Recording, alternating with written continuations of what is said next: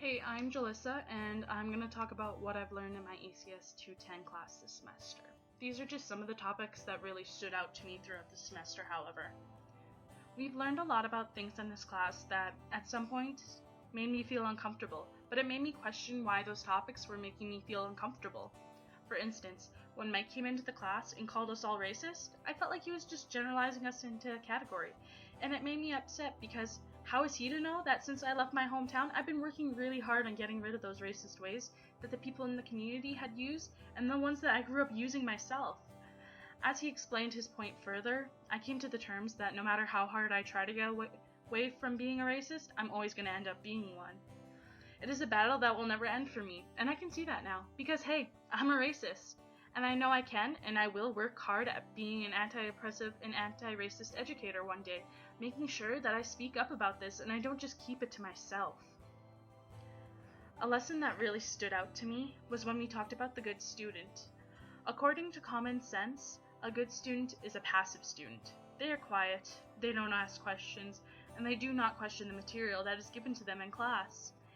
In my opinion, no one has the right to define what a good student is, because every student is different. We don't all come from the same home, we don't all have the same cultural background, so why should we be expected to all learn the same? It's the same thing when you look at a good teacher. We're not just all there for a paycheck. We don't all read from a book or notes. A good teacher is there to challenge a student's opinion on society and the world around them. They make them question everything going on around them, and they ask the questions that provoke those thoughts that the students need for later on in life, and they're lessons that the students themselves will hopefully never forget.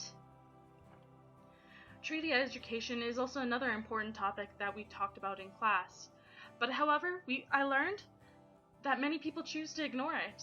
I was shocked when I learned that there were so many people that never got a treaty education before coming to university.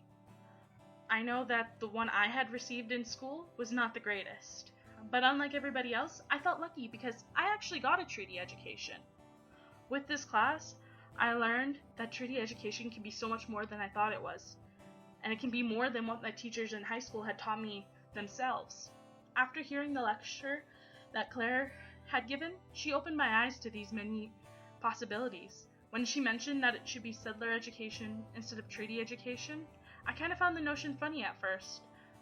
Yet, when she finished her lecture, I ended up agreeing with her opinion, that the indigenous people and other cultures already know about the treaties and their past. It's the settlers that choose to ignore the small details that make us look bad. So we need to get the understanding of treaties across to the settlers. The goal is not to make us feel guilty about this, but to give us the knowledge to help us create a community together in the future where all cultures feel welcome. This is because we may think that saying sorry makes it all better, but it's a lie.